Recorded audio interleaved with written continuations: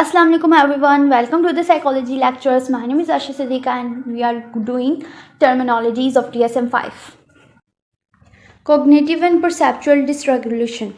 Okay, dysregulation मतलब आपको समझ आ ही गया होगा कि जब वो ख़राब हो गए, या तो कोग्निशन, इंसान की कोग्निशन में क्या आ जाता है, थिंकिंग, प्रॉब्लम सॉल्विंग और भी बहुत कुछ थॉट्स आ जाते हैं, ये सारी कोग्निटिव फ्रंटल लॉब सबसे ज़्यादा कोग्निटिव फंक्शनिंग ये बेस्ड है।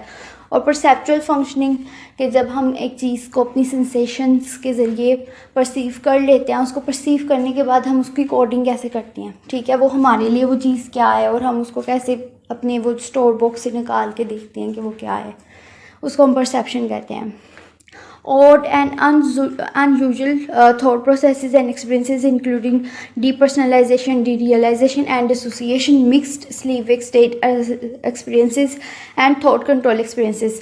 अब यहाँ पे क्या चीज़ है कि जब इंसान को अपने हकीकत और अपनी एक फैंटिसाइज्ड ज़िंदगी, ठीक है, गैर हकीकी ज़िंदगी में फ़र्क नहीं पता चल रहा होता, ठीक है, और मिक्स्ड स्टेट होती है, उसको लगता है कि मैंने सोए हुए ये चीज़ देखी है, नहीं मैं तब जाग रहा था तब ये हुआ है, उसको ये भी नहीं, धुंधला धुंधला से सब कुछ याद होता है, ठीक है। डिपर्सनलाइजेशन कि उसको ये लगता है उसकी बॉडी कोई और कंट्रोल कर रहा है और वो ये सब कुछ वो नहीं कर रहा जो वो कर रहा है, बल्कि कोई और कर रहा है, या फिर ये चीज़ के उसके इर्द गिर्द जो कुछ हो रहा है उसमें वो इन्वॉल्व नहीं है, वो सब आपस में कर रहे हैं, मैं बहुत कहीं दूर बैठा वो सब देख रहा हूँ, ठीक है। तो ये डीपर्सनलाइजेशन, डीरियलाइजेशन, मिक्स स्लीप-वेक स्टेट एक्सपीरियंसेस और थॉट कंट्रोल एक्सपीरियंसेस कि मेरे ख्यालात को किसी ने काबू कर लिया और मैं अब कुछ सोच नहीं पा रहा, ये सब कुछ है कोग्निटिव परसेप्चुअल डिसरेगुलेशन, ठीक है। अब यहाँ पे क्या है कि जब ये जो सी है ये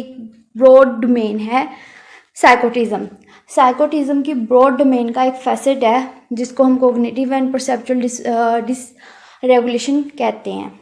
आई होप कि आपको ये वीडियो समझ आई हो, अच्छी लगी हो। कोई क्वेश्चन है तो आप कर सकते हैं कमेंट में, और please please please subscribe must है, एक टच ही है, कर दें, हाँ प्लीज़।